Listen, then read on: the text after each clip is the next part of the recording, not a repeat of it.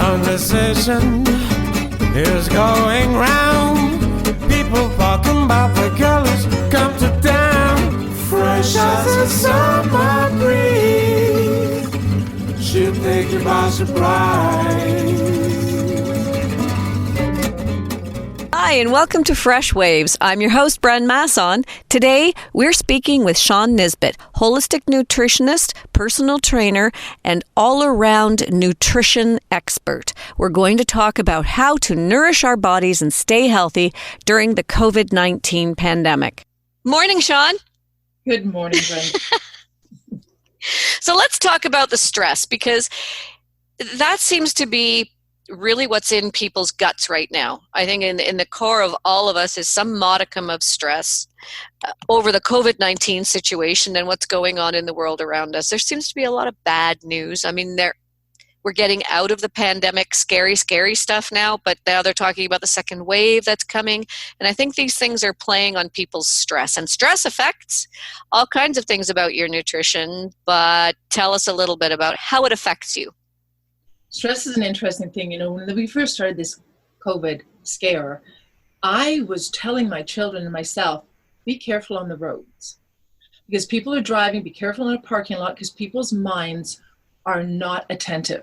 So one of the things that stress does to us, stress is imagined or real, so it's real stress happening to you, whether you have a dis-ease or you do get COVID, that's stressful for the body, or if you have a cut or break, that's a physical stress on your body. There's that whole emotional thing, and stress is imagined or real too.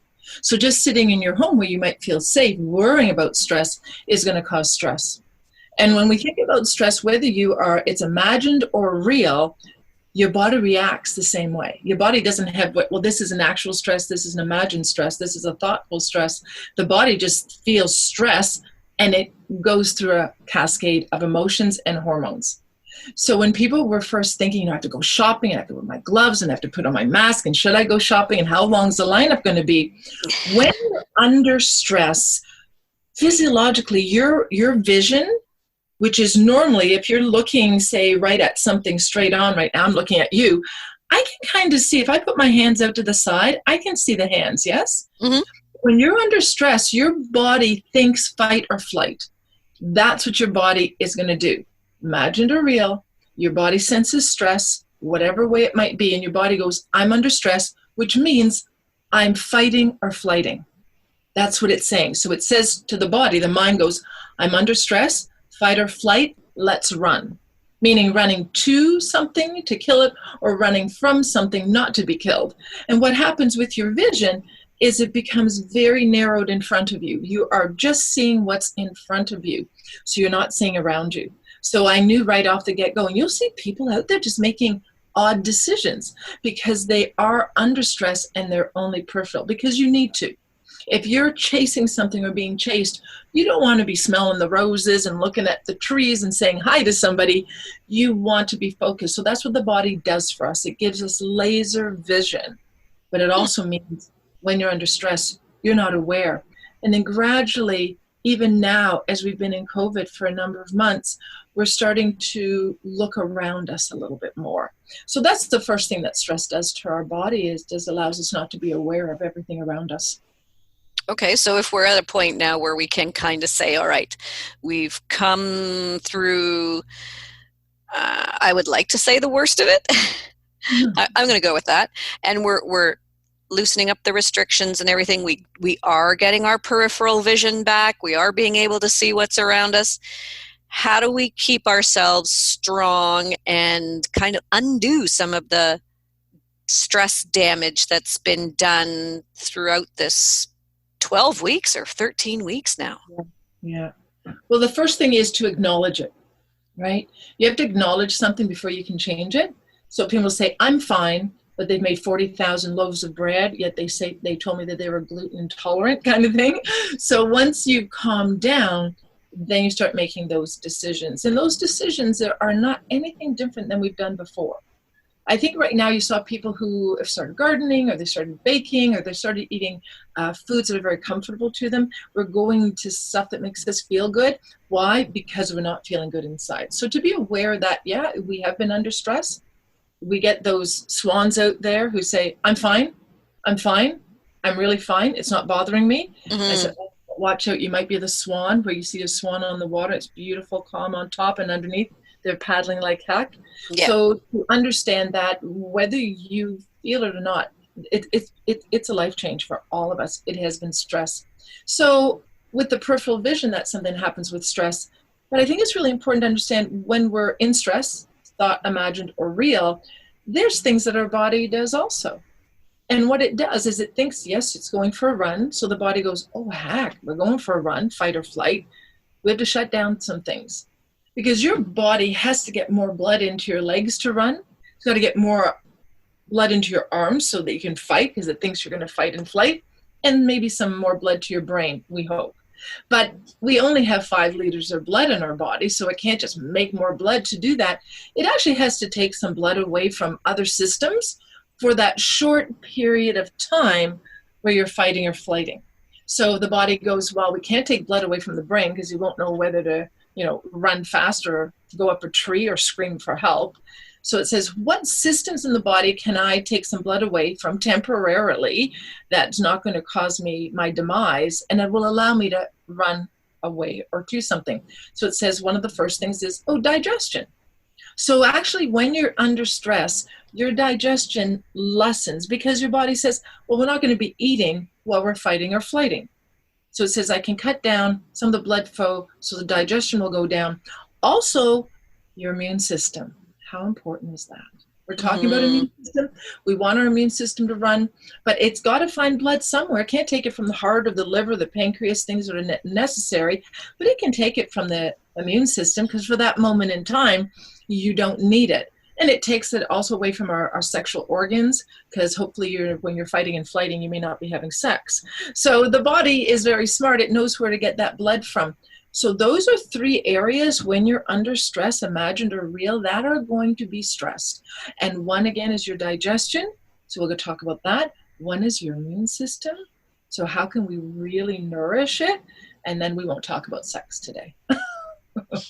Well, some people use that as their stress relief anyway, so whatever floats your boat, as they say. So let's talk about the stress on your digestion. So I know some people during COVID who went out and did really, really, really smart grocery shopping, and they did, they were really thinking about what they could buy.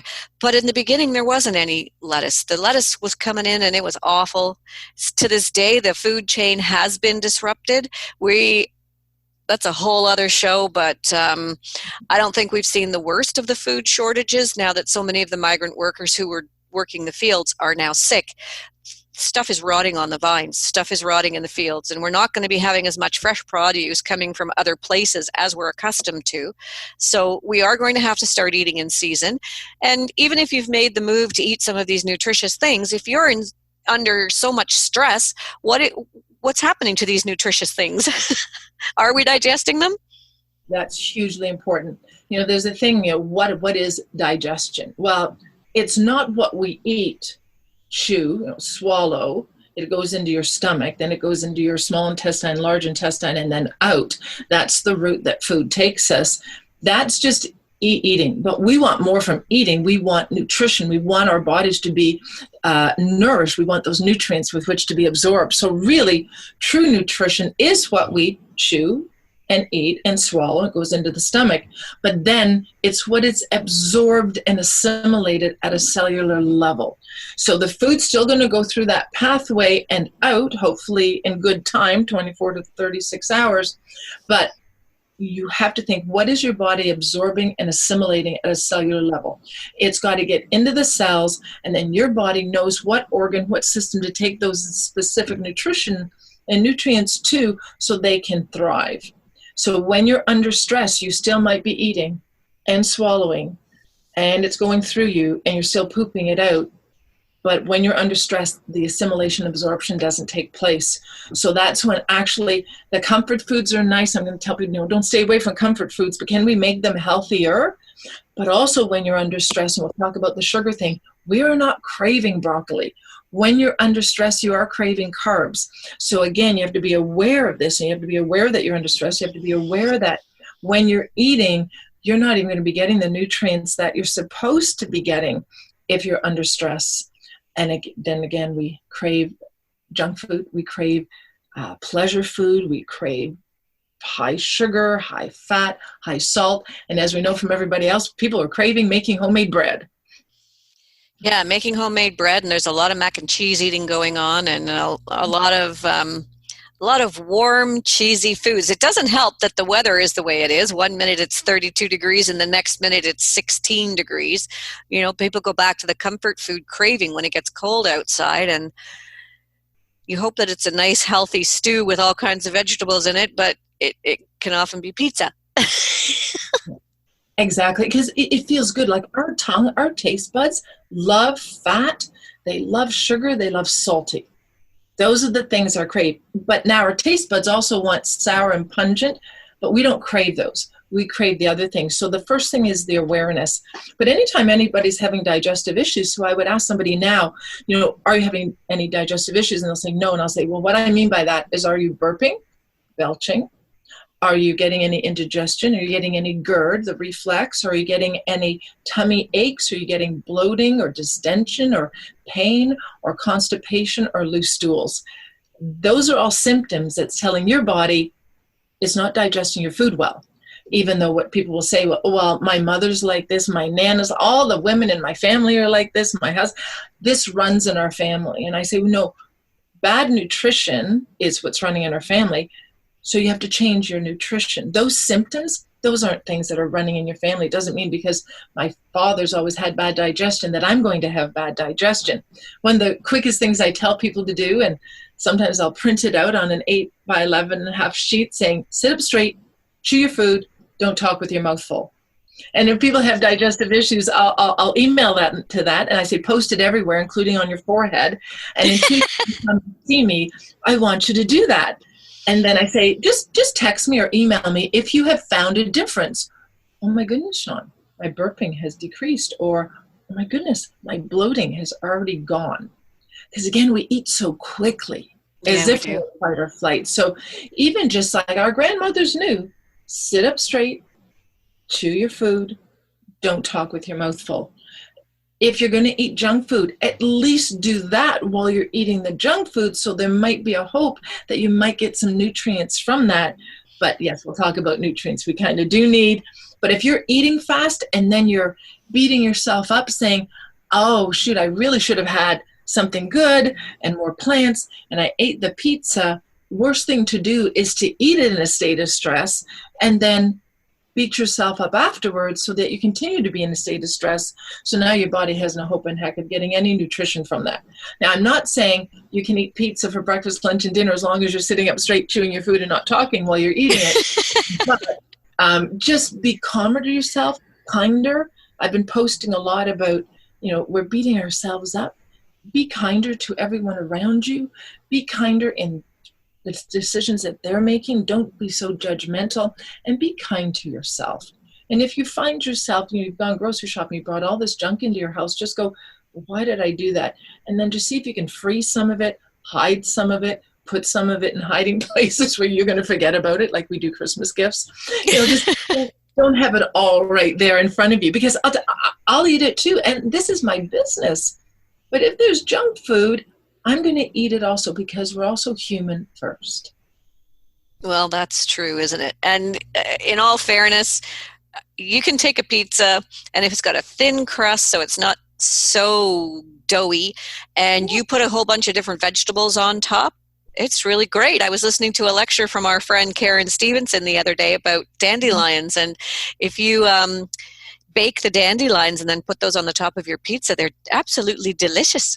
And there you've got your bitters and some more nutrition onto something that you think is kind of junky comfort food.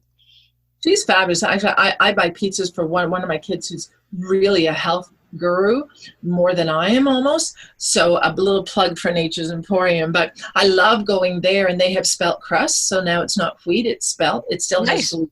So you can't do it if you're celiac, but it's got less. So they have pizzas back there. And then I do the one called Pizza Primavera.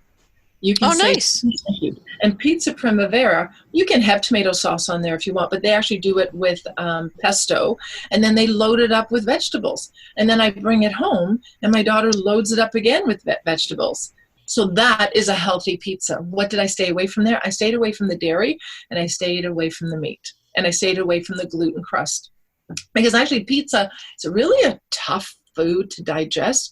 Any diabetic 1 will tell you this, and diabetic 2s, if they're testing their blood sugar after, the amount of fat that's broken down slowly and cheese and that's in that pizza can cause a spike in their blood sugar hours later. So it's very hard for a diabetic to eat a normal, actually I called it a normal pizza for no better word, but one that you're going to order through a pizza whatever place. Yeah. They're just so full of fat and poor quality cheeses and all the pepperoni and meat lovers and things like that. And the body just can't take in all of that. It loves vegetables. You bring fruits, vegetables, and berries into your diet, and you are bringing enzymes, you're bringing nutrition, you're bringing vitamins, minerals, antioxidants, polyphenols, bioflavonoids.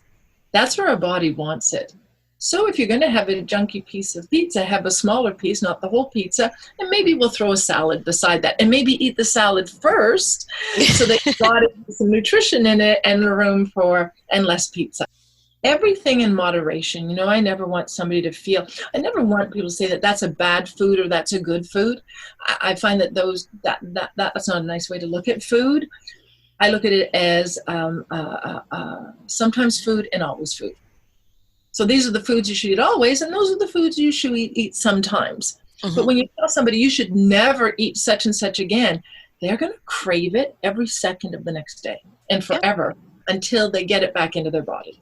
As you know, I'm a chocolate almond girl, and it's part of my diet. But I just make sure it's part of my diet. If I have said, I can't eat chocolate almonds, I probably eat 10 pounds today, thinking that I'm never going to be able to eat any chocolate almonds ever again. Yeah. And then in 2 days I'm eating another pound kind of thing. So just being kind, sitting up straight, chewing your food, making some good choices, being aware of your stress, and then just trying to bring in, sometimes it's not even taking out the bad food as much as bringing in some good choices and eating them first. Okay.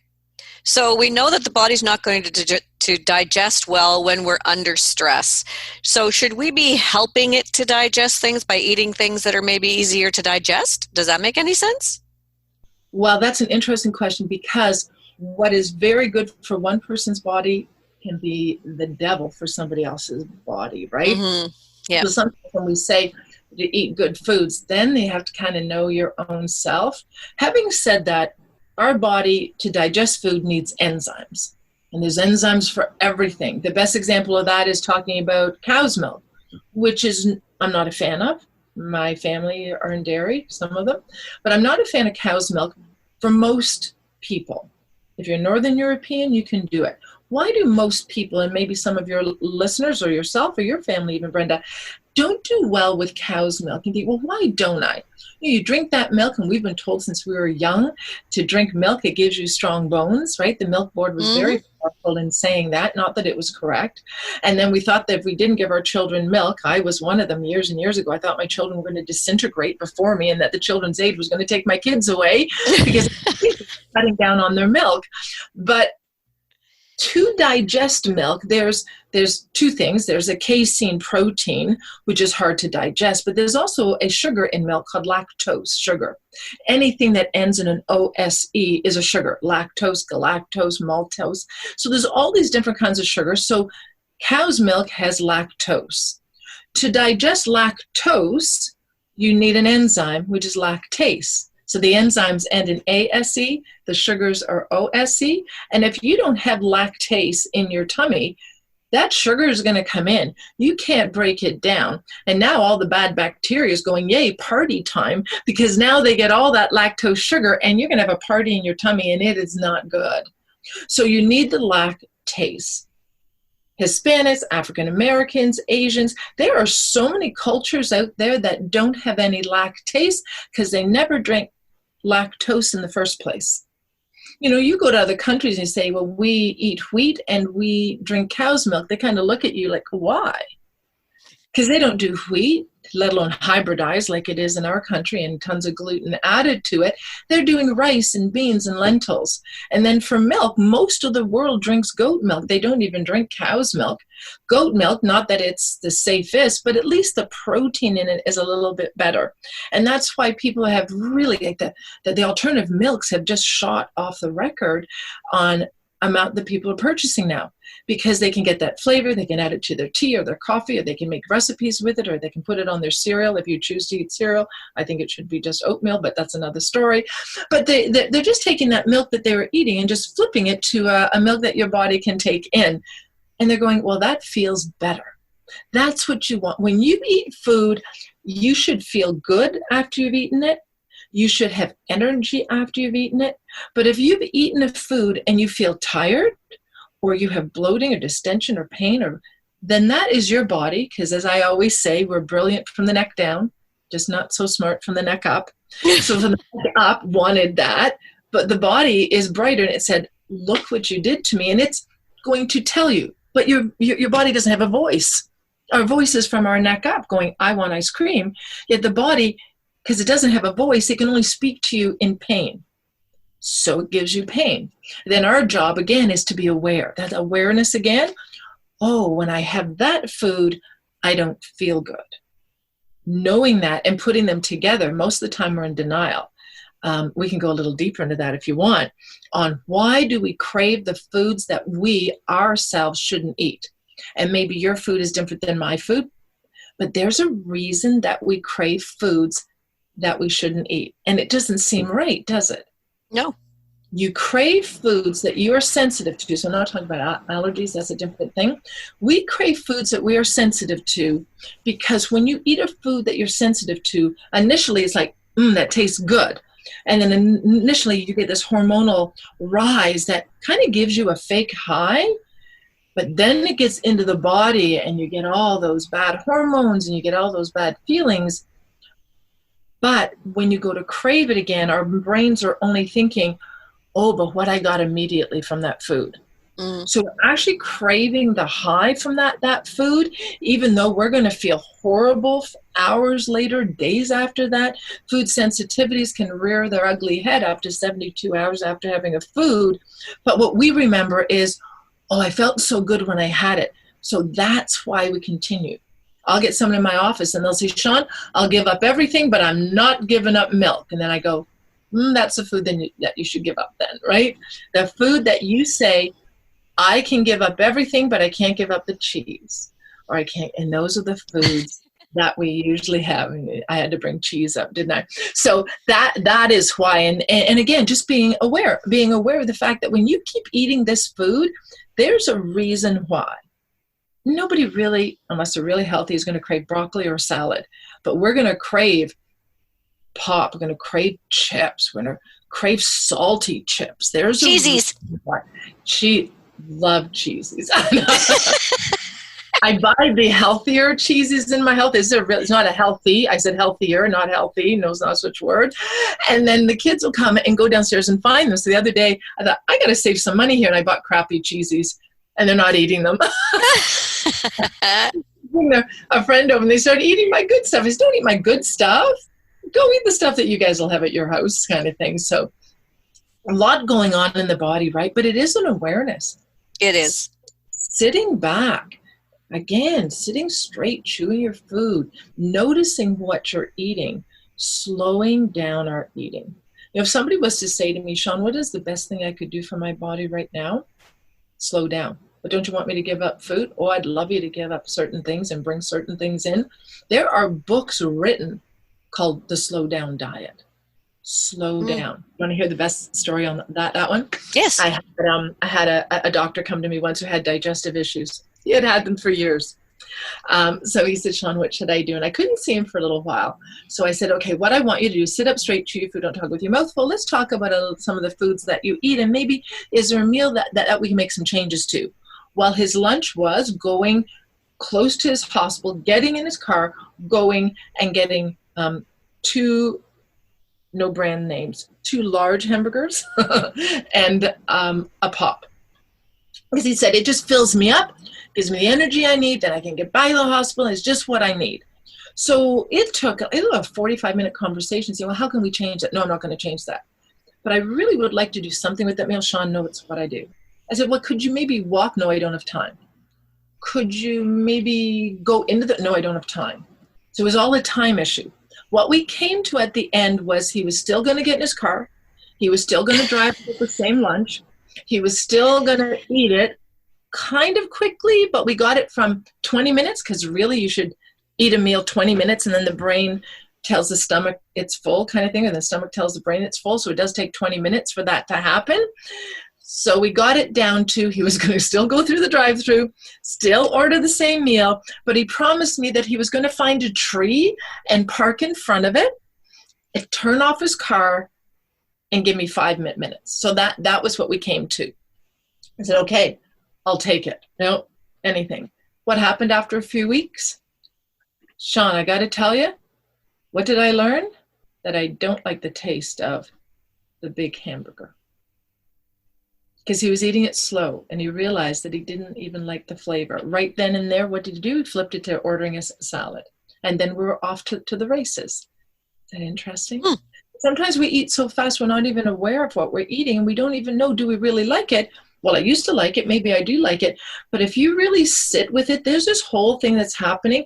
And I have to find myself doing that too, because sometimes as moms, we both have 4, good heavens. I think I spent 12 years of my life standing at the counter, eating my meal with it. I wasn't even aware. I got to the point where I had to stop doing my own plate because I was eating so much of their food and eating everything off of their plate while I was cleaning it. I thought, that's equivalent to 3 meals and I will be 300 pounds. So I stopped doing my own meal because I was not aware of my eating. I was aware of them. I do it with new moms. I said, you got little kids in the house and chaos is happening in the house, and families are with their families and they're not being able to get breaks and they're not going out to restaurants or anything. So the moms are in the kitchen and they're having the stress of maybe working inside and outside the home, the stress of having all of them there. And now we're going through the summer where the kids aren't even going to summer camps and that. And you're making this meal and you're such a stressful state. You take it to the table. Your stress level is so high. What happens when you're under stress? You can't digest food. So I actually tell those moms, take your meal, cover it, put it in the fridge, tend to the kids. They're fighting. I don't like this. Why did you make this, Mom? Try to get some food into them. I want you to eat when the house is peaceful, maybe when they're watching a show. I'm even going to tell you it's better for you to eat it later at night, which is not the rule, but I would rather that mom under stress eat that food anytime where it's quiet, where she can acknowledge it, and then she can absorb some of the nutrients. That's what stress can do for us, right? Or do to us. To us, absolutely. Well, it's time for our first little break. When we come back, we'll continue our conversation with Shawn Nisbet. We're talking about the pandemic and stress and trying to keep our bodies nourished. We'll be right back. I'm your host, Bren Masson, and this is Freshwaves. And we're back on Freshwaves. I'm your host, Bren Masson, and this morning we're speaking with Shawn Nisbet, holistic nutritionist, and we're talking about dealing with the pandemic and the stress and everything that's going on in our lives right now. So let's now switch it up a bit, Shawn, and talk about some specific foods that we can bring into our diets. I mean, I don't think people are at the stage right now where they're going to get into the major fight with their kids over, let's have a meal of broccoli and Brussels sprouts. That's not going to happen. We still need to have some of the comfort foods in there, but how do we bring in some, I don't know, people call them superfoods. I'm kind of tired of seeing that at the grocery stores, the superfoods, and there's kale, which is on the dirty dozen because it has so many pesticides now. Do we do organic? What can we bring into our diets that are going to help to nourish our bodies during a stressful time like this? Beautiful. So we talked about the slowing down of the eating. Now we talk about what are those foods that we can bring in. The first thing is to not force yourself to eat anything. I know this is going to sound weird. Don't force yourself to eat anything that you don't like the taste of yet. Now, the more good food you bring into your body, remember, we crave what we eat. So if you're eating junk food, or maybe if you didn't, but the last 6-7 weeks, months, that you've been bringing in more junk food, then your brain will start to crave it more. Oh my Lord, if you ever looked at how they manufacture processed food, it's not for your health. It's so that you will want more of it. I did that with a granola bar once. My son wanted a certain one. I kept going, why have I eaten 4 of them today? Was because of the way that they were put together. And they had a little bit of salt in there, a little bit of caramel in there. And I just couldn't figure out why I was craving these things so much. So you want to make some changes. You want to make some healthier changes. But if you're forcing yourself to eat something, it's like with children. I have 4. When they were younger, I would put out the food, and I actually never plated their food ever. But I just made sure that they had some choices. It's like a parent will say, my child doesn't eat broccoli. Well, don't force them to eat broccoli. You might eat broccoli, and your husband might eat broccoli. But children's taste buds are different, and children can taste the bitter and the pungent and the sour more than we can because they're super tasters. They have more of this thing called papilia on their tongue. So give them other choices. So make sure that there's numerous choices. And I'm not saying broccoli and chocolate cake, because I would take the chocolate cake too, but maybe broccoli and maybe 2 other vegetables, or allow your children or your family or your husband or your wife or your mother to say maybe some of the choices they want. But you see how I did talk about those fruits, vegetables, and berries. Our plants and our plant kingdom goes much further than fruits, vegetables, and berries. But I do just tell people, I just want you to eat more plants. There's a gentleman out there who says, eat food, real food, eat food, not so much mostly plants. But when people think mostly plants, we do think of the broccoli and Brussels sprouts. But plants are everything that's not animal. So it is your fruits, vegetables, berries, nuts, seeds, legumes, beans, lentils, rice, grains. So those are your plants. And I always say, just bring in more of those, because those are the things that have been growing from the ground. Now we have to talk maybe a little bit of organic here, but they're growing from the ground. And when something is growing in the ground, where do they get their nutrition from? They only started as a little seed. That seed does not have thousands of nutrients in it. That seed is getting the nutrients from the soil. So you kind of like to know where your food is coming from. And maybe you don't want to get it from countries where you know that their farming practices are minimal. So we're looking at things that are grown from the ground, because the ground is what's going to bring the minerals into our body. And basically, you're as healthy as the mineral status in your body. And that's why I'm saying, can you bring in some more plants? You know, when someone says, I love my hamburger and my French fries, I'm going, well, the French fries, don't consider them potatoes. Because the French fries they are potatoes, but you know, the potatoes that they use, especially fast food, are not the best of potatoes, and what they're sprayed with, so there's never an I in one of those potatoes. Think of the last time you had a potato chip, conventional, not organic potato chip, or a French fry, that you saw a bit of the brown. Like, you have to, but these things are just so sprayed, and that stuff we don't want to bring into our body. Anytime we bring any kind of a toxin, which pesticide, insecticides, and herbicides are toxic to the body, your body is going to be stressed out. There's that stress again. And it's going to do that cascade, what we just said. So stress is imagined real. Bringing too many pesticides, insecticides is stressful for your body. Lack of nutrients is stressful for your body. So is lack of exercise, too much exercise, lack of sleep, too much sleep. Everything is stressful to our bodies. So we just want to come to the happy medium. But bringing in more plants. So if you're having French fries and a hamburger and ketchup, we cannot call that ketchup tomatoes, and we cannot call those French fries potatoes. We have to think, how can we bring some salad in? So with our gang here, I'm cooking meat every night of the week, because there are many of them that do like meat. Not all of them do, so we have to cook for everybody. It's just bringing in more plants. And if that happens to be a salad, great. If it happens when you're making dinner, you're going to peel a carrot and eat it, great. You're just going to figure out how can you bring some more plants into your food. People are doing smoothies. Remember once I did a talk, once I had flip chart, and I said, okay, tell me your smoothie recipe. And people were doing a lot of good in those recipes, but they're putting hemp hearts and chia seeds and flax seeds and peanut butter, and each one of these things is healthy, but now they're having a 900-calorie breakfast. And it's all oh my. So be careful. The vegetables and fruit. But vegetables, why do we want people to eat more vegetables? Because they bring in the most nutrients with the most water for the least amount of calories. That's basically why. So you look at every meal, and I always go, where's the color? I have four children. I won't name names, but one is kind of a little bit of everything. One could eat a cow at every meal. One would love to be a vegan. And my other one wants anything that's beige, white, brown, or fat. Oh. And that's the way they are. And when I would put out the dinner, they would sort of like do it like a salad bar, and they would choose their food. They'd bring it to the table, and I'd go, it looks like I made 4 different meals. And my statement would always be, can I see some color on your plate? We just want color, because in the color comes the nutrients. Okay. That makes sense. Here's a great example. I had a gentleman, again, and not this just my men who don't want to make changes, women don't want to make changes either, but it was another gentleman, and every morning he had bacon and eggs. He says, dear, I'm not going to change. I want to have bacon and eggs. So my job is, well, how can we make that meal better? Somebody, that's their comfort food. That's what they grew up on, even though, they might have heart disease and diabetes now and they're over 300 pounds. How am I going to change that? I said, well, let's make those things. Oh, it was bacon, eggs, and toast. So we made the egg better. What did I do? I said, try to do organic or go to a farm. Mm-hmm. Why?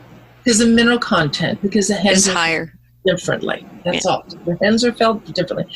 Those animals on a farm, you're going to get the nutrients that the animal was fed. And if it's a conventional farm and they're doing mass producing, they're being fed soy and things that we don't need. You want food from an animal that's been eating some of its natural stuff. So I said, if you could do like an organic egg or a one from a farm, good. Then I said, the bacon, I said, can I give it to you 3 days a week? And on 4 days a week, can you do maybe cut up tomatoes? Fine. But he knew that the day he was eating a tomato and maybe hating it, that tomorrow he's going to get the bacon. And then when we did the bread, I'm not going to go gluten-free, because for me, most gluten-free are just, gluten-free means crappy grain to me. Yeah. I would like something better, or no grain at all, or a sprouted grain. So I had him do a bread that tastes really good, that happens to be sprouted, and it's got fiber in it. So was that squirrely bread? Yeah. I'll give them a plug because I love that bread. The brand name is called Silver Hills. It's one of our favorite, and they're doing really well because us as nutritionists love them. There are other healthy breads, but they don't taste good. And as a nutritionist, I can't get anyone to continue to eat anything over a day if it doesn't taste good. And really, taste is what we need. Like, our eating is pleasure. It brings us pleasure. It's what we give to our families. It's a gift. When people come over, it's how we celebrate. So I never want people to eat stuff that they hate. I just want them to bring in more stuff that's good for them, or make subtle changes. That was huge change in that gentleman's body, right? Because he was cutting down a lot of the salt and sodium, the nitrates. He was actually bringing in something. And sometimes that's just enough for their body to go, oh, I just got something healthy. Then you actually crave. So you crave what you eat. And if there's any way you can start bringing in a little bit more vegetables, fruits, berries, those are the good ones, vegetables first before fruits, then your body will start to crave more. It's just, how do we do that? There's a plug for a website, Forks Over Knives. I love it. What we have to realize, we eat with our eyes. And we've spent most of our life watching commercials. Now we don't have to, which is kind of nice. But they're still there. They seem to be infiltrating our life. And they're for cereals, and they're for junk food, and they're for bad food. So we are seeing and a lot of meat and a lot of dairy. So we grew up seeing this as food. When was the last time you saw anybody, let alone an actress or an actor, who is eating an apple or broccoli? So what we see is what we crave, and what we see out there are those recipes. So I'll send people to like a vegan or vegetarian website, not to go vegan or vegetarian, just to see all these beautiful meals that have more vegetables in them. Mm-hmm. So in my case, if I'm doing pasta, it is the same sauce, the same everything is in their spices, only one I put ground beef in, and the other one I put more beans in. Now I've got one and they taste good. And I'll tell you, sometimes if I flip them up, they can't tell. So it's just, how can you bring more fiber? How can you bring more vegetables into your body so your body gets nourished, so you feel better? And then we can talk about how these foods can nourish your nervous system. Yeah, isn't that great? Feel happier. They actually can make you feel happier. So it's just those subtle changes, like instead of white pasta, I don't believe in whole wheat pasta because it spikes your blood sugar as much as white pasta. So I would go like a kamut. And we do the Silver Hills bread. Just things, just to make some subtle changes, which the body grabs a hold of so fast. Think of how many people live eating junky food, abusing their bodies. And you see those people, and they're still living, they still look pretty good. But the body will fall apart. Yeah, eventually. And when it does, the wheels are going to be pulled right out. It did to me when I was 30. That's why I made some changes, and I reversed everything that I had. And I went, I think I'd like to share this with other people. And it is better if I can flip a family with little ones from a white pasta to a kamut or like a spelt. They still have some gluten in them. I wouldn't do a rice. We talked about that before on air. I don't do rice pasta or rice bread or rice crackers because that's just not a quality grain. And we have to think, why are we eating foods? Every food gives us different nutrients, and the plant world gives us fiber. Yet the animal kingdom does not give us fiber. So anytime you bring a plant into a meal that might have an animal product, you bring in fiber, and that is so important to us for the ability to feed our good bacteria. Well, that's a whole discussion on itself. But if you bring fiber, fruits, vegetables, berries, nuts, seeds, legumes, beans, all that stuff into your diet, you're now feeding your good bacteria, and we want to feel good now. People are feeling stressed, they're feeling tired, they're feeling anxious. We've got a lot of depression out there and anxiety increasing. If you bring in more plants, you will feed your good bacteria. Your good bacteria talks to your brain. So there's a vagus nerve, and your brain and your tummy are totally connected. If one is out, the other is out. So if you can think, like a lot of times I can help people with anxiety, not even touching their diet yet because they're not ready. I'll just put them on a probiotic. I'll just bring some bacteria into them. And then I say, now you got to feed them. And they eat fiber. They eat the stuff that our body can't break down. And the changes, and a lot of our foods, our healthy foods, carry tryptophan in them. Tryptophan converts to serotonin, which is our happy hormone. So if you're not having good bacteria, if you're not feeding your bacteria, if you're not bringing food that has high tryptophan in it, vegetables, greens, then you can't feel good. You might crave a food like mac and cheese, especially if it's on white pasta, nothing but sugar, and then a lot of cheese, which is an animal product, and you feel good for the moment, but then you crash again, and then you crave it again, and you get on this cycle. So I just tell people, try to slow down and try to find where you can fit some more vegetables in there. And as you said, it can be easy that way. There's a salad I make. I remember one of the first times I made it was with beets. Beets are so good for you. And, I boil my beets, and then I take the skins off, and I cut them into little squares, and then I put some red onions in there, not a lot. And then I cut up a bunch of almonds. Walnuts, because walnuts are so good for your brain, the fats that our brain needs right now. And I tossed it with balsamic vinegar, olive oil, and some maple syrup. I fell in love with it. I came home once when I first started making this. My eldest is sitting there with all of his male friends around the table eating my beet salad. One said, go downstairs and eat the crappy chips. But this tastes like candy. I'm going, do not eat my beet salad, But I love the fact that they liked it. So there's so many ways of making things taste good. But again, what you eat, you crave. So when you start craving something, again, sit with yourself, go, why am I craving that? Oh, I did that. And then the other thing, stress increases your blood sugar. Whenever your blood sugar goes up, whether it's been taken up from stress, thought, imagined real, or from a food that's high in sugar, you will drop. And when you drop, you feel yucky again. We don't want to feel yuckier than we are. Life is in an upheaval right now. So when you do that, and then you eat sugar again because the brain craves what it just ate, and we're on that cycle again. And that's again where fiber. Plants have fiber. Fiber will slow down the absorption of sugar. So you just get a little bit in your brain all the time that keeps it focused. But if you take too much sugar in, you go high, you drop, you high, you drop. And people will feel that way through the day. We just want to feel steady state. Oh, to feel steady state feels so good.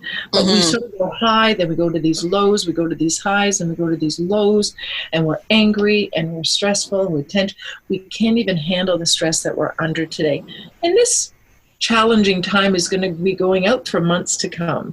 Right. So we really have to get a handle on that. And what change are we going to make today? And don't make too many.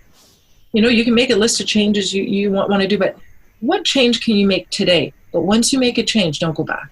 Like what? So what about putting a probiotic into our diets?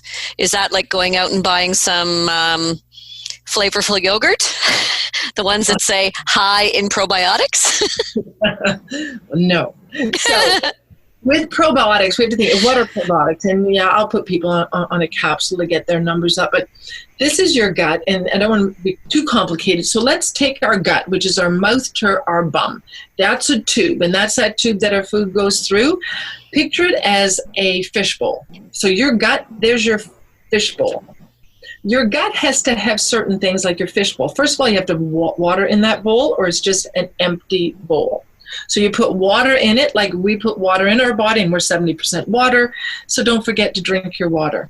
My kids, some of them are at home that normally aren't right now, and I fill up water jugs and I put it in their room. And at the end of the day, I go, "Hey, how's your water jug doing?" Right? I want it to be empty, but I mind you, I do that to myself too.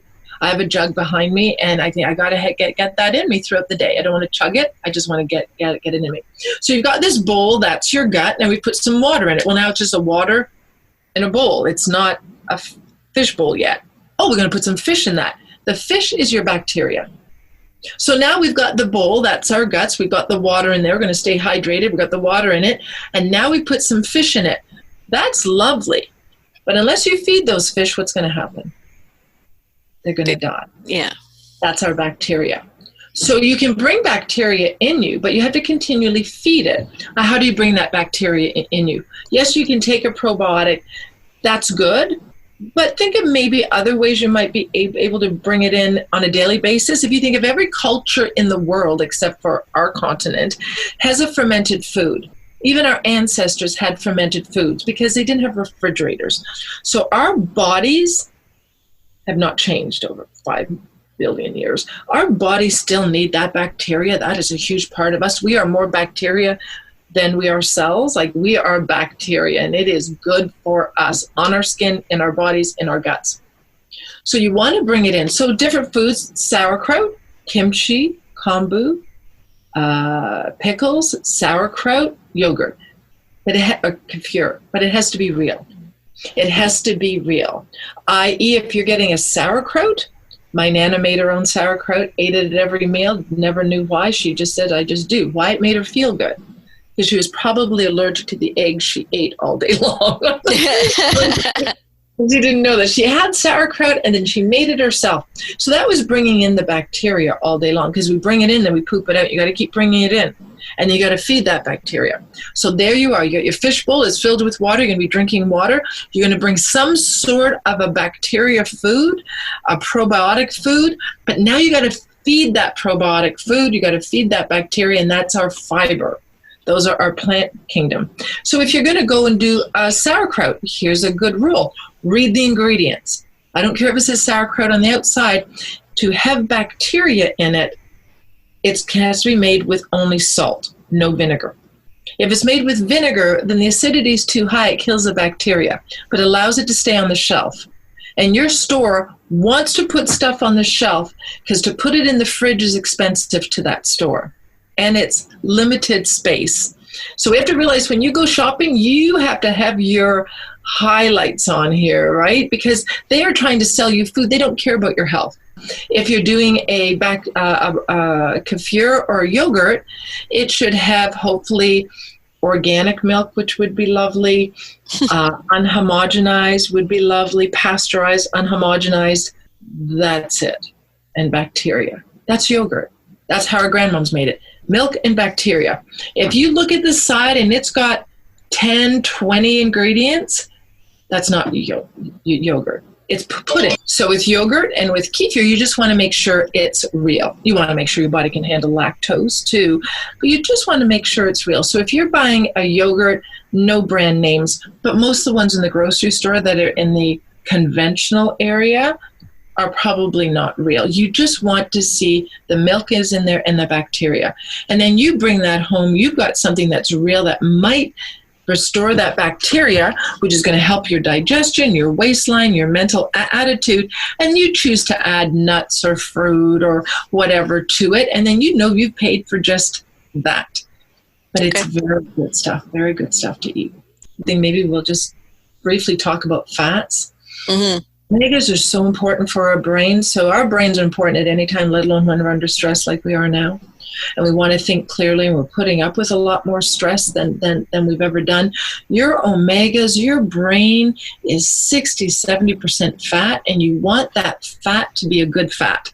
And omegas are one of the main ones. What are omegas? Well, they are from different nuts and seeds and things like that, and they can come from fish. You want to make sure that it's clean, but you want your healthy fats. And what do people do during the COVID-15? You've heard that term, yes?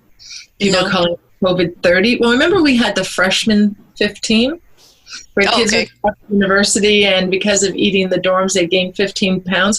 Well, I've heard people call it the COVID-15, and that's the COVID-30.